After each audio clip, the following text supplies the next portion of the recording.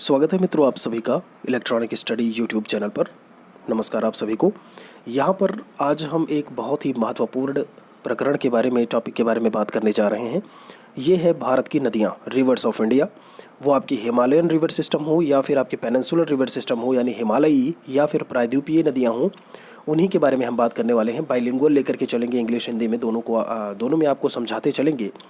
आपको एक काम करना है, 15 से 20 मिनट का लगभग वीडियो होगा।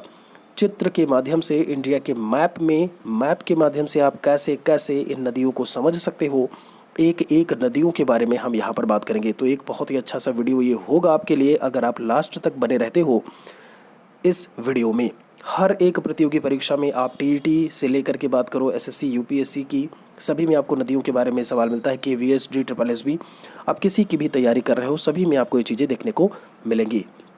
दोस्तों, यहाँ से सवाल जो आपके देखने को मिलते हैं कि इंडिया का मैप आप यहाँ पर ब्लैंक देख पा रहे होंगे। यहाँ पर अगर आपको मैं थोड़ा सा समझाने की कोशिश करूँ कि आपका किस डायरेक्शन में क्या कुछ चीज़ें देखने को मिलती हैं, तो आपको मैं बता दूँ, जब आप बात करते हो बंगाल को लेकर के, ठीक है, ये आपका बांग्लादेश है। यहाँ पर आपको बांग्लादेश नज़र आएगा।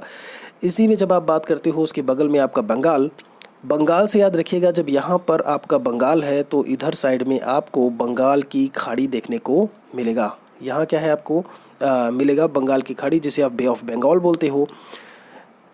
बंगाल से आपको बंगाल की खाड़ी याद रखना है। और ऑन दी अदर हैंड जब आप बात करते हो इस साइड को लेकर के, तो यहाँ पर आपको अरब सागर नज़र आएगा। तो इसे आप यहाँ पर क्या कह सकते हो कि ये आपका अरब सागर है। और जब आप इस बिंदु की बात करते हैं तो यहाँ पर आपको हिंद महासागर यानी इंडियन ओशियन देखने को मिलेगा। ये तो बात हो गई कि आपका अरब सागर है, ये आपका डायरेक्शन वेस्ट होता है। यहाँ पर ये आपकी ईस्ट डायरेक्शन है, ऊपर आपकी नॉर्थ होती है, नीचे आपकी साउथ डायरेक्शन होती है। तो डायरेक्शन भी आप यहाँ से जान करके चलिएगा। तो जब आप साउथ वेस्ट की बात करते हो तो उधर अरब सागर होगा। जब आप साउथ ईस्ट की बात करोगे तो उधर आपको बे ऑफ बंगाल या बंगाल की खाड़ी देखने को मिलती है।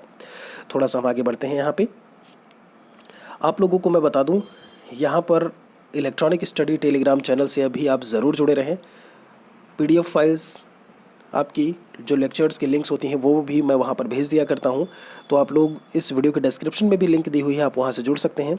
दोस्तों, हम शुरुआत करते हैं। यहाँ पर मैंने आपको बताया हिमालयन रिवर सिस्टम एक पहली, और दूसरी आपकी जो है वो आपकी प्रायद्वीपीय नदियाँ होती हैं। तो हिमालयी नदियाँ और प्रायद्वीपीय नदियाँ, इन्हीं को लेकर के हम बात करने वाले हैं। सबसे पहले अगर यहाँ पर मैं बात करूँ आपका सिंधु नदी को लेकर के, आप देख पा रहे होंगे तिब्बत में मानसरोवर। यहाँ पर मैंने पूरी तरीके से आपको बताया हुआ है कि तिब्बत में ये जो मानसरोवर जगह है, यहाँ से आपकी सिंधु नदी निकलती है। इसकी जो लंबाई मैंने बताई है वो है आपकी 3180 किलोमीटर। और ये किस तरीके से जम्मू कश्मीर से होते हुए यहाँ पाकिस्तान में एंटर करती है, और पाकिस्तान से होकर के किस तरीके से ये अरब सागर में जा कर के मिल जाती है। थोड़ा सा मैं इसके बारे में और बताना चाहूँगा यहाँ पर डिटेल में, जो मैंने लिखा हुआ है। जब आप सिंधु नदी की बात करते हैं, सबसे लंबी नदियों में से एक, पाकिस्तान, भारत और जम्मू कश्मीर, यहाँ पर लिखा है चीन के पश्चिमी तिब्बत के माध्यम से होकर के बहती है। मतलब उद्गम स्थल मैंने बताया मानसरोवर, और उसके निकट यहाँ पर सिन का बाब नामक जलधारा है, वहाँ से ये निकलती है। 3180 किलोमीटर लंबी है। तिब्बत से निकलेगी, भारत में आई जम्मू कश्मीर में, जम्मू कश्मीर से ये कहाँ गई आपकी, जरा मैप को देखिएगा। यहाँ पर ये यहाँ तिब्बत से ये एंटर की भारत में, भारत से फिर ये पाकिस्तान में आई, और पाकिस्तान से फिर ये अरब सागर में जा कर के अपने जल को ड्रॉप कर दिया। ठीक है, आगे बढ़ते हैं। इसी में अगर मैं बात करूं आपका, ये तो मैंने आपको सिंधु नदी के बारे में बताया, कुछ और बातें भी सिंधु के बारे में लिखी हुई हैं। यहाँ पर देखिए लिखा हुआ है कि ये दक्षिण पश्चिम में पाकिस्तान के बीच से गुजरती है और जा कर के लास्ट में अरब सागर में मिल जाती है। इस नदी का ज़्यादातर अंश पाकिस्तान में प्रवाहित होता है। पाकिस्तान की सबसे लंबी और राष्ट्रीय नदी। जिस तरीके से आप भारत की बात करते हो, तो भारत में आपका गंगा नदी 2525 किलोमीटर्स, 2525 किलोमीटर सबसे लंबी नदी है। उसी प्रकार से 3180 किलोमीटर की जो लंबाई वाली आपकी सिंधु नदी है, वो पाकिस्तान की सबसे लंबी नदी है, और वहाँ की नेशनल रिवर भी है, राष्ट्रीय नदी भी कहलाती है। अब बात कर लेते हैं यहाँ पर हम कुछ सिंधु नदी की आपकी सहायक नदियां हैं। 5 सहायक नदियां हैं, उनके बारे में हम यहाँ पर बात करेंगे।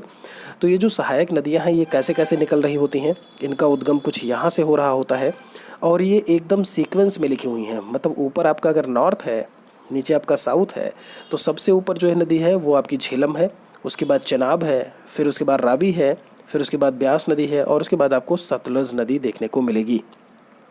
आप यहाँ पर देख पा रहे होंगे एकदम जो है मैप के माध्यम से बताया गया है, तो आप यहाँ पर समझ पा रहे होंगे। आपसे पूछा जा सकता है कि नॉर्थ से साउथ का जो सीक्वेंस है वो क्या है, तो झेलम, चिनाब, रावी, व्यास, सतलज। ठीक है, ये कुछ आपका जो है, और ये हैं सहायक नदियाँ सिंधु नदी की। इसी में थोड़ा सा हम आगे बढ़ते हैं। ये सारी चीज़ें मैं आपको सिंधु के बारे में बता चुका हूँ। एक बात आती है यहाँ पर, कभी कभी आपने सुना होगा सिंधु जल समझौते के बारे में। आखिर ये सिंधु जल समझौता क्या है? 1960 में हुआ था, ये 1960 में हुआ था। तो सिंधु जल समझौते के बारे में थोड़ा सा हम बात कर लेते हैं यहाँ पर। इसमें लिखा है, नदियों के जल के वितरण के लिए भारत और पाकिस्तान के बीच हुई एक संधि है। आगे है इसमें, इस संधि में विश्व बैंक, तत्कालीन पुनर्निर्माण और विकास हेतु अंतर्राष्ट्रीय बैंक, मतलब उस समय उसका नाम जो आज का विश्व बैंक है, उस समय उसका नाम पुनर्निर्माण और विकास हेतु अंतर्राष्ट्रीय बैंक था। उसकी मध्यस्थता में, यानी कि वो एक मीडिएटर था, उसके मीडिएटर होते हुए भारत और पाकिस्तान के बीच में ये समझौता हुआ था। लिखा है, इस संधि पर कराची में 19 सितंबर 1960 को भारत के प्रधानमंत्री जवाहरलाल नेहरू जी और पाकिस्तान के राष्ट्रपति अयूब खान ने हस्ताक्षर किए थे। अब यहाँ पर इस समझौते के अनुसार चीज़ें क्या देखने को मिलती हैं? 3 पूर्वी नदियाँ, ध्यान दीजिएगा, यानी ब्यास हैं, सतलज हैं और आपकी रावी हैं, इनका नियंत्रण भारत को, जबकि 3 जो पश्चिमी नदियाँ हैं, सिंधु, चेनाब और झेलम, इनका नियंत्रण पाकिस्तान को दिया जाएगा। अब इसको थोड़ा सा हम समझते हैं यहाँ से, जो यहाँ पर पॉइंट्स लिखे हुए हैं आप देख पा रहे होंगे। 1960 की बात, सिंधु जल समझौता।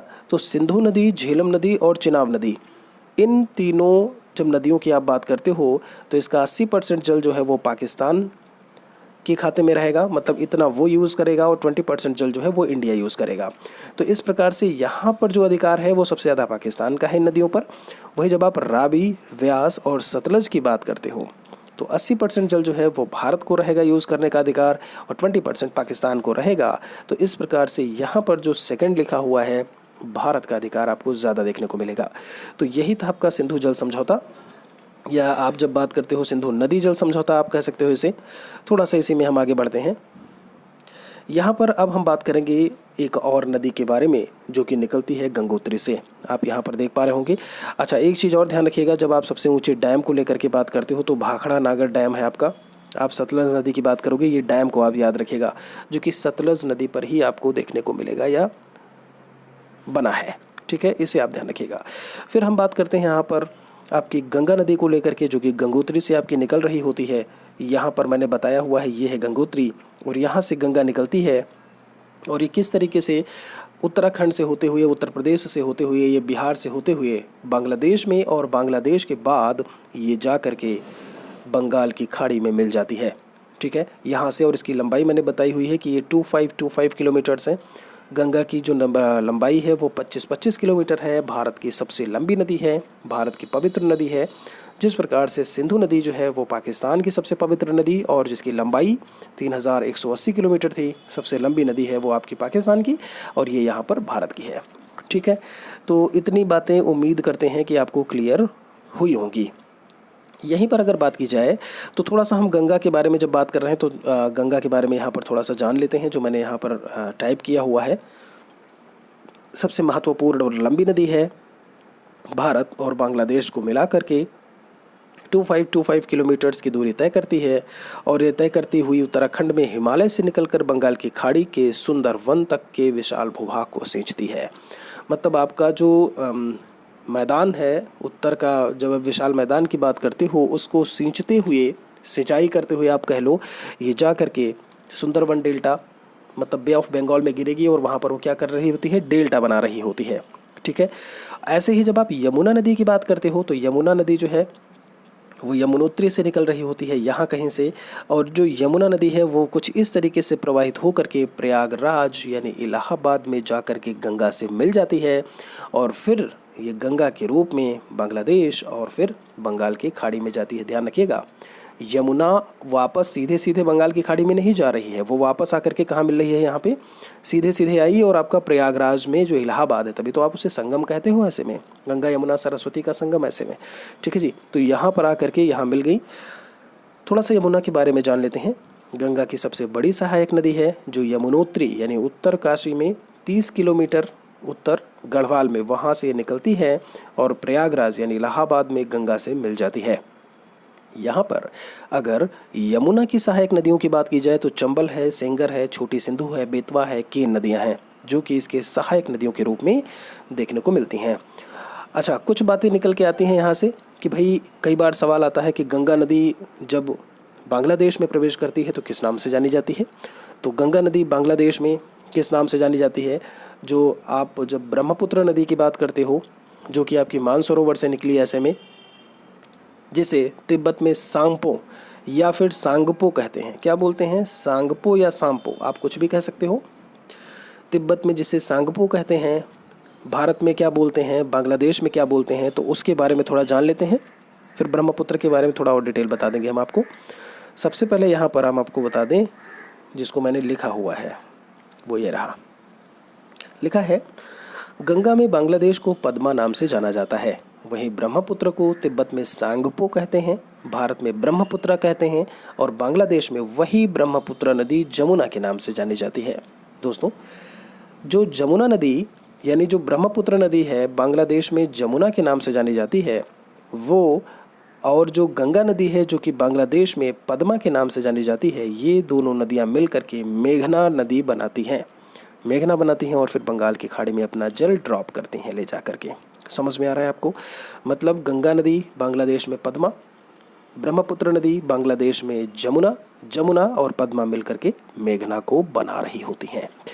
तो यहाँ पर थोड़ा सा मैं बताना चाहूँगा आपको, जब आप सांगपो नदी की बात करते हो, यहाँ पर आप देख पा रहे होंगे मानसरोवर से निकली आपकी सांगपो 2900 किलोमीटर्स इसकी लंबाई है और ये यहाँ से निकल करके सांगपो से निकली, यहाँ से निकल करके इसने एंटर किया आपका जो है, जब आप नॉर्थ ईस्ट स्टेट्स की बात करते हो पूर्वोत्तर राज्यों में, तो पूर्वोत्तर राज्यों में जब अरुणाचल प्रदेश और वहाँ से आपकी निकल रही होती है तो आप इसे कहते हो ब्रह्मपुत्र। भारत में यही सांगपो नदी ब्रह्मपुत्र कहलाती है।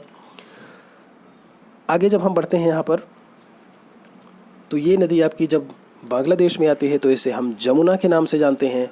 और ये यहाँ पर थोड़ा सा देखिएगा, यही जो पद्मा और ये जो जमुना है, ये जमुना और ये पद्मा यहाँ पर मेघना के नाम से जानी जाती हैं। थोड़ा सा मैं देखिए नीचे है मैप में आपका, ये देखिए यहाँ पर आप मेघना के नाम से जब जमुना और पद्मा को मिलाते हो तो ये मेघना नदियाँ कहलाती हैं।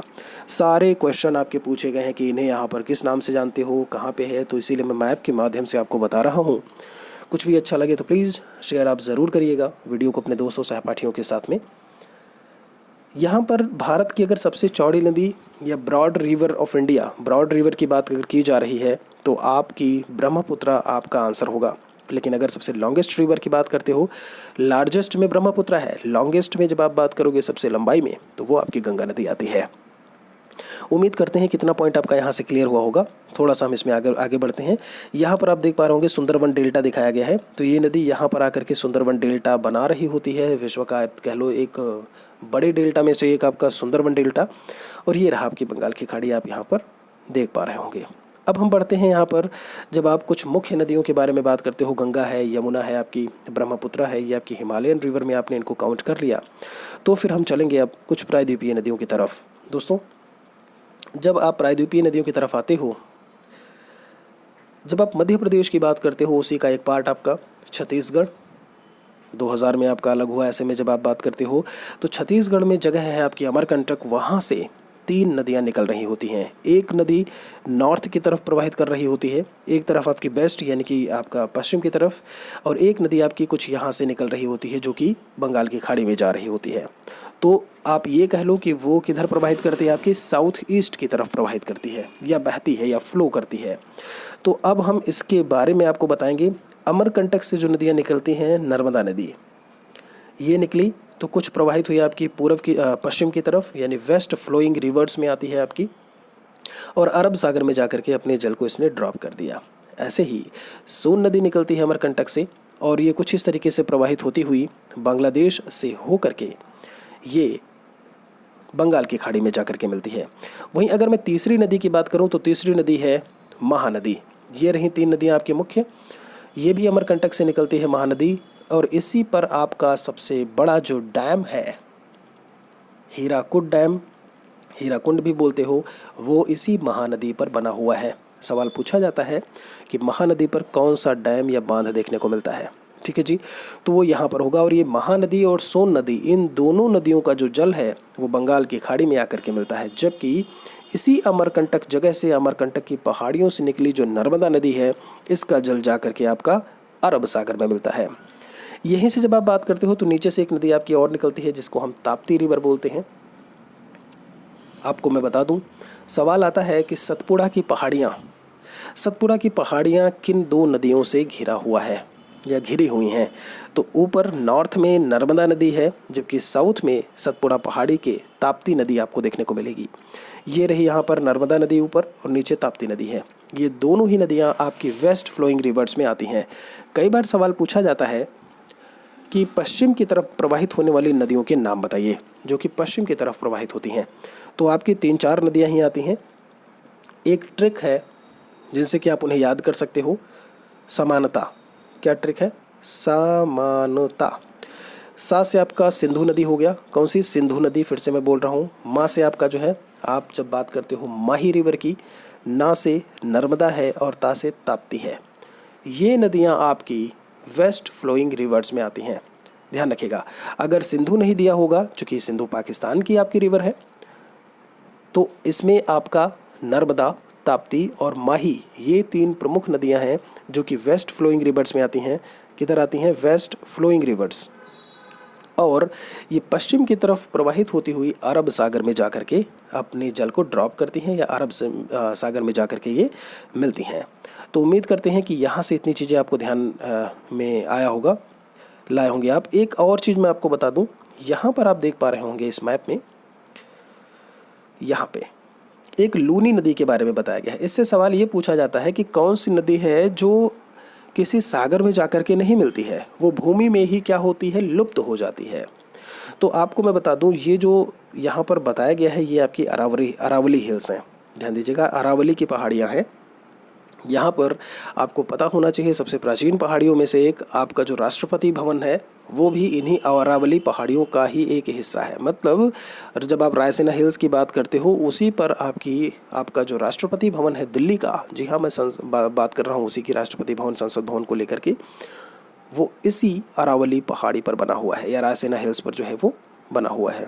तो ये जो लूनी नदी है वो यहाँ से निकलती है आपकी अरावली श्रेणी से, और ये निकल करके जब आप कच्छ की बात करते हो, जो कच्छ की खाड़ी है गुजरात के, उसमें ये वहीं दलदली भूमि में जा करके समा जाती है। तो ये किसी भी आपके महासागर से नहीं मिलती है, सागर से नहीं मिलती है, न बंगाल की खाड़ी से, न अरब सागर से। तो लूनी नदी को लेकर के ये चीज़ यहाँ से आप ध्यान रखिएगा। बाकी यमुना नदी की भी डिस्टेंस आप ध्यान रखिएगा, 1310 किलोमीटर है, जो कि इसके पहले मैं आपको बता चुका हूँ। आपको मैं सांगपो के बारे में बता चुका हूँ यहाँ पर। अच्छा, ये जो यहाँ पर लिखा हुआ है ब्रह्मपुत्रा 915 किलोमीटर, ये जान लीजिए। टोटल जो इसकी लंबाई है वो तो है 2900 किलोमीटर्स, और उसमें से 915 किलोमीटर ब्रह्मपुत्र नदी भारत में प्रवाहित हो रही होती है, 915 किलोमीटर। ठीक है, इसीलिए तो ब्रह्मपुत्र भारत की बड़ी लंबी नदी ना होकर के जो गंगा नदी है वो भारत की सबसे लंबी नदी है। तो उम्मीद करते हैं कि इतना पॉइंट आपको यहाँ से क्लियर हुआ होगा। थोड़ा सा हम यहाँ पर आगे बढ़ते हैं,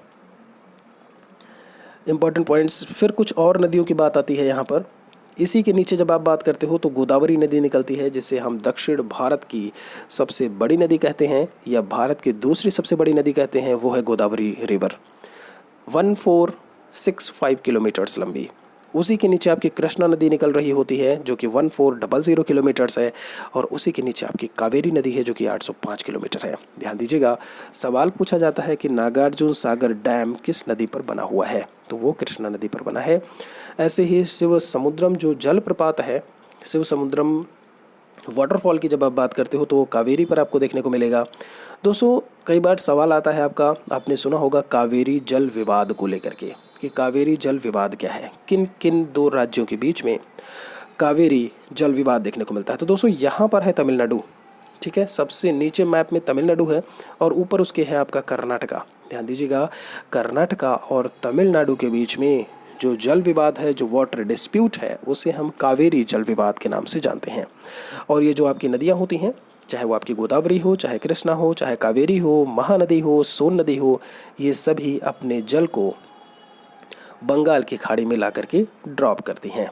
बाकी वेस्ट फ्लोइंग रिवर्स में मैंने 4 नाम बताए हैं। सिंधु नदी समांतर ट्रैक याद रखिएगा, जो अरब सागर में जा करके अपने जल को ड्रॉप करती हैं। मैंने सिंधु नदी बताया है, महानदी है माफ़ी चाहेंगे, माही है आपकी, नर्मदा है और ताप्ती है। तो उन्हें आप वहाँ से ध्यान में रखिएगा। एक और मैप है यहाँ पर जो आपको पूरी तरीके से एक्सप्लेन कर रहा होगा, बता रहा है यहाँ पे बे ऑफ बंगाल, ब्रह्मपुत्रा कैसे निकल रही है, गंगा को बताया गया है, यमुना को बताया गया है, जो आपकी सिंधु घाटी की सहायक नदियाँ हैं उनको बताया गया है, ताप्ती, गोदावरी, कृष्णा, कावेरी कहाँ कहाँ से निकल रही होती हैं उनको एक्सप्लेन किया गया है। या फिर आप जो चीज़ें अभी तक मैंने आपको बताई वो इस पूरे मैप में आपको एक साथ में विजिबल होगा। उम्मीद करते हैं कि मैप के बारे में जब आप मुख्य नदियों को लेकर के बात करते हो तो आपने बहुत अच्छे से चीज़ों को समझा होगा, किन को कहाँ पर क्या पुकारते हैं वो आपने समझा होगा। कुछ क्वेश्चंस भी यहाँ पर हमने बात की वो आपने यहाँ से समझा होगा। ध्यान दीजिएगा, वीडियो अगर अच्छा लगा है तो प्लीज़ कमेंट में आप ज़रूर बताइएगा। किसी भी प्रकार से किन्हीं और चीज़ों के बारे में जानने के लिए, जैसे आप जब हिमालयन के पार्ट को लेकर के बात करते हो या और बाकी सारी चीज़ों के बारे में, खेती को लेकर के, कृषि, मौसम, जलवायु के बारे में अगर मैप से आप समझना चाहते हैं तो कमेंट सेक्शन में ज़रूर लिखें। उसके बारे में भी आपको मानचित्र के माध्यम से बताने की पूरी कोशिश की जाएगी। शेयर कर दीजिएगा इस वीडियो को अपने दोस्तों सहपाठियों के साथ में। आपसे हम जल्दी मिलते हैं एक और वीडियो को लेकर के। Thanks for watching.